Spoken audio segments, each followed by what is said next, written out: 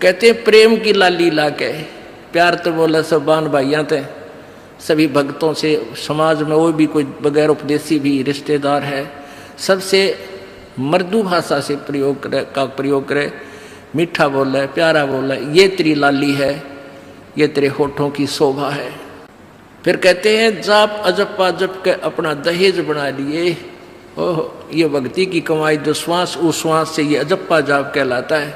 कहते इसका जाप करके तू अपना ये दहेज बना, यानी धन जोड़ ले जो आगे लेकर जाना है, दहेज जो अपने पति के घर लेके जाना है। पहले कुरीति थी कि जो लड़की घना धन लेकर आती थी दहेज का, उसका आदर पूरा परिवार करता था। ऐसे ही हम भ्रमित थे, अज्ञानता थी।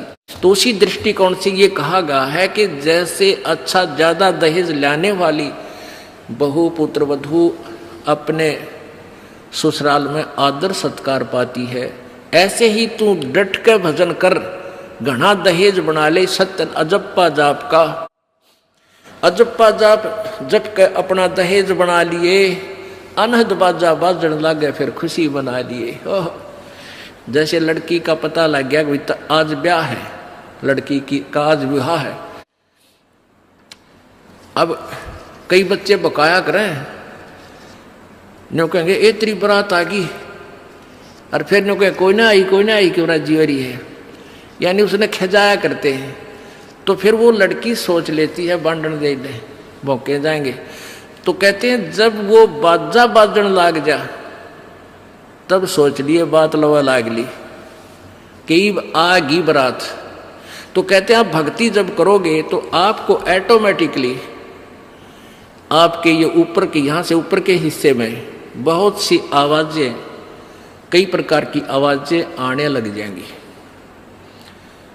इसमें जो हमें आवाज सुनती हैं ये प्राथमिक भक्ति की लक्षण है, अंतिम नहीं है। हाँ, ये भी सुननी चाहिए, सुनेंगी, आपको अवश्य सुनेंगी, ना चाहते हुए भी सुनेंगी।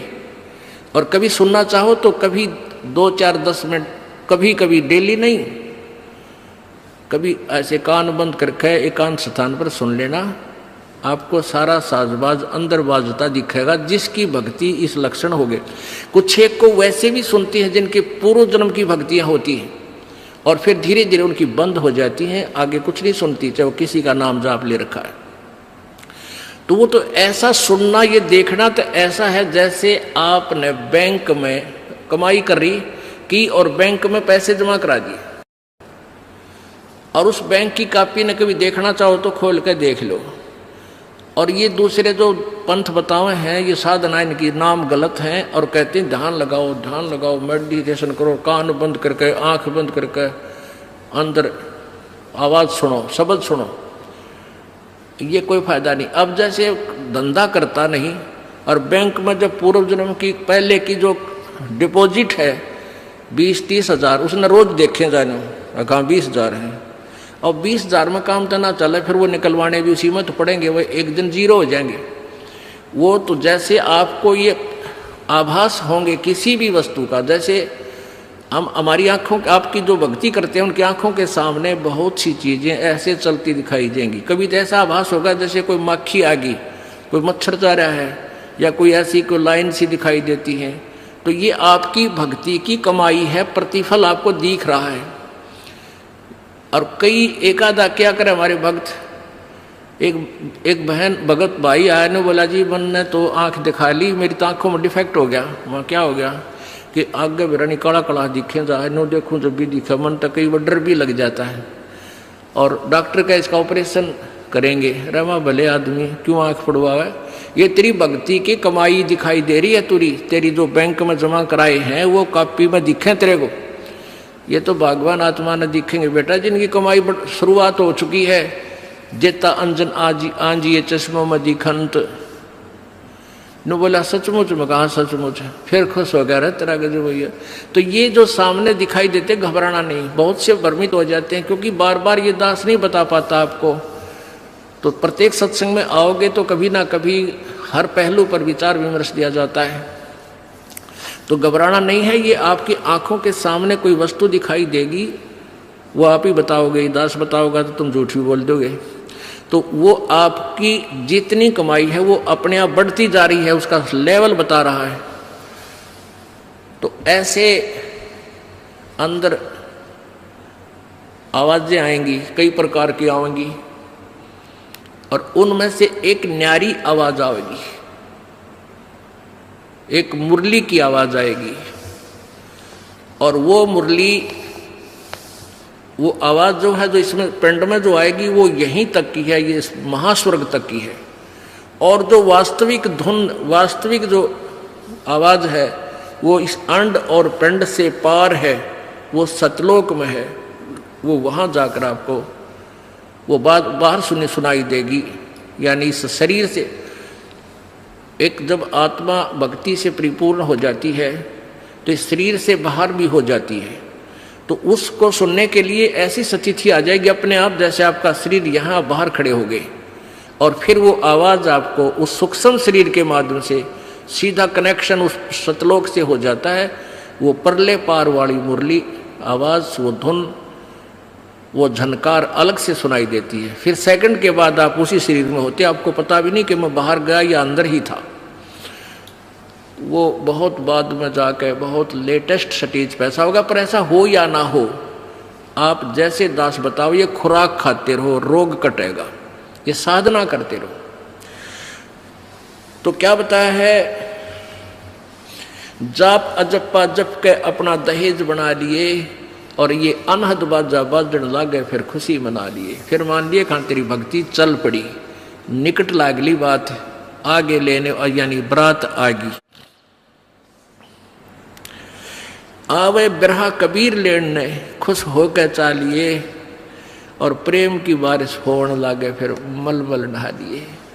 जैसे आपने कल सुना था, बिना प्रेम पावे नहीं चे करोड़ समाधि ला। होय होय, जैसे सूरज के आगे बदरा ऐसे कर्म छयारे, प्रेम की पवन करे चित मंजन झलके तेज नयारे। प्रेम की पवन, परमात्मा के प्रति इतना प्यार उमड़ उमड़ का अब आपके हृदय में रह रह के जरा सी बात मालिक की चले, आंखें भरे आऊं आपकी, कुछ दिन में ऐसी स्थिति आ जाएगी। तो ये प्रेम की पवन चलेगी। जैसे सूरज के आगे बादल होते हैं तो सूर्य का प्रकाश निष्क्रिय हो जाता है, और जब हवा तेज चलती है बादलों को इधर उधर फेंक देती है तो सूर्य का प्रकाश ज्यों का तो सामने चमक रहा होता है। ऐसे परमात्मा और अपने बीच में, आत्मा के बीच में पाप कर्मों का गरावा यानी बादल छाया हुआ है। इस प्रेम की यानी सब भक्ति जो क्रिया आपकी होंगी, दान करता आदमी को इतनी खुशी होती है उस दिन कोई ठिकाना नहीं। और 10 रुपये चोरी कर ले, आत्मा खुश नहीं हो सकती, चाहे 20 लाख चोरी कर ले। और 10 रुपये, 20 रुपये, 1000 रुपये, 2000 रुपये आप दान करने की चेष्टा करते हो, पहले उमंग भर लेती है, और दान करे पाछो तो न्यारी खुशी होती है।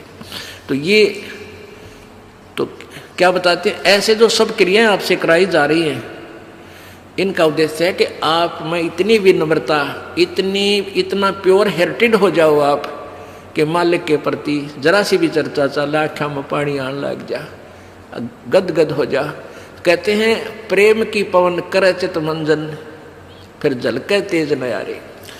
तो यहाँ क्या बताया है कि प्रेम की बारिश होने लगे, फिर मलमल नहा लिए। यानी ये लक्षण बता रहे हैं, एक भक्त में रह रहकर ऐसे लक्षण आ जाएंगे।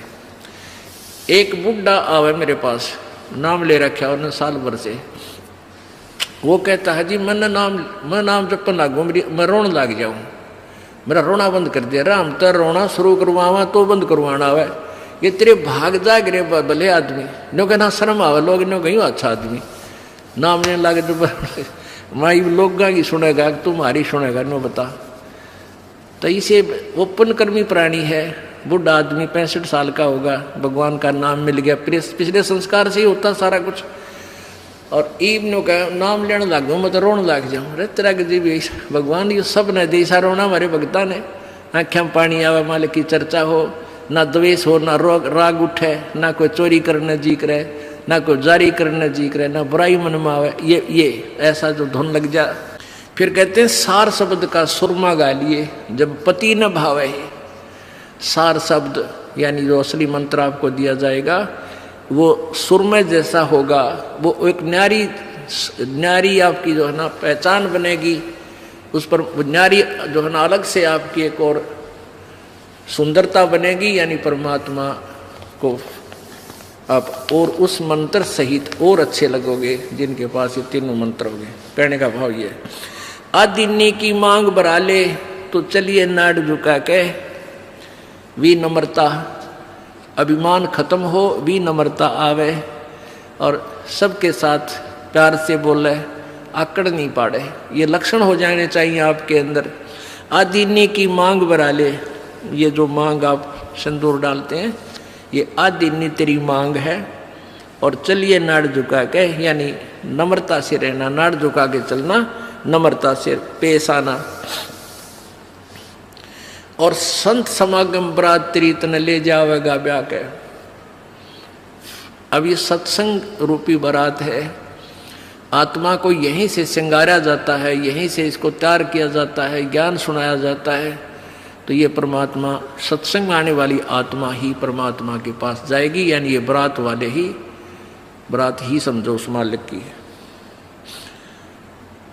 संत समागम बरात तेरी तन ले जावेगा ब्याह के, सुरत नृत है डोली तेरी। सुरत और नृत ये आत्मा इनके साथ चलेगी, और बैठ सुन शिखर में जाकर, यानी सतलोक में जाकर बैठ जा। और मकर तार का खेल कांगना, अलल ध्यान दचा के। अब कांगना खेलते हैं ना, जैसे यहाँ एक मोटा बांध जा, दूसरा मोटा बांध जा रहे नाला, और कई गांठ ला जाए, फिर नहीं कहेंगे वो देवर खोल लेगा इसने, कांगना खेल रहेंगे ना खुल जा, उपरण के फंड होया कर, लंबा चौड़ा सिस्टम।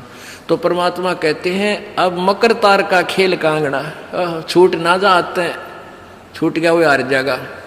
तो उस मकर तार का ऊपर से जब आत्मा यहाँ से चलेगी, परमात्मा कई तरीके से इसको, कहीं किसी स्थान पर किस तरीके से आपने जाना है, तो आप कभी एक आध बार कभी ध्यान वैसे ही कुदरती लग जाता है, बैठ जाते हैं, कभी आंखें खुली है तो भी बंद हो जाती हैं।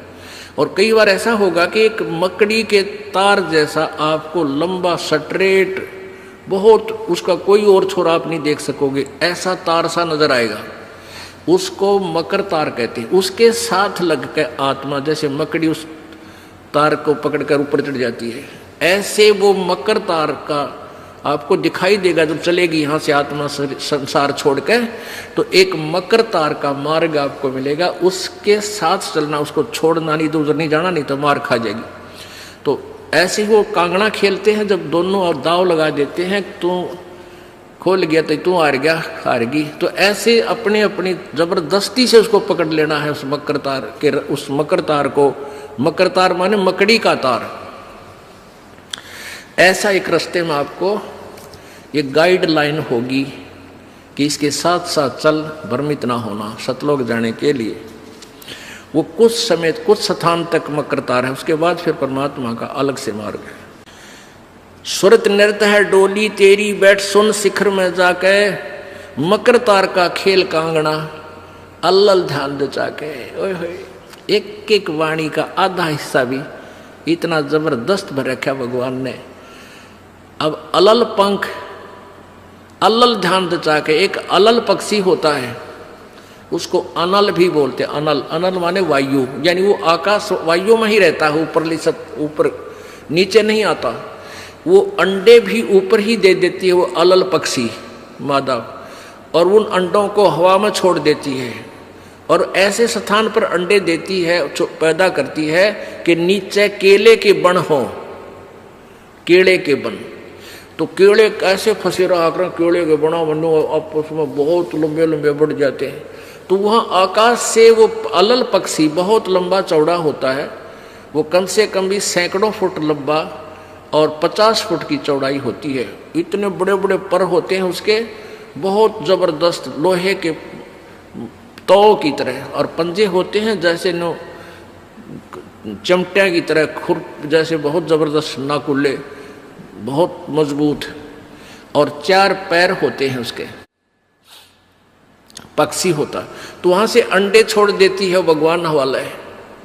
अंडे नीचे आते हैं हवा की घर्षण से, वो परवरिश को, यानी वो पक जाते हैं, और केले के अच्छे भारा भारा अंडे होते हैं, वो 2-2 दड़ी के, और ऊपर तो 1-1 दड़ी के, 5-5 किलो के, और ऊपर से आते ही वो केलों के पत्तों पर आकर गिरते हैं। उन केलों को तोड़ते हुए सपीटते नीचे आते हैं। तो केलों पर गिरने से, उन केले पर गिरने से, उन पेड़ों पर, तो उसकी स्पीड कम हो जाती है और तो केले को तोड़ता हुआ वो आसानी से आकर नीचे पड़ता है और पड़ के फूट जाता है, उसमें से बच्चा निकल जाता है।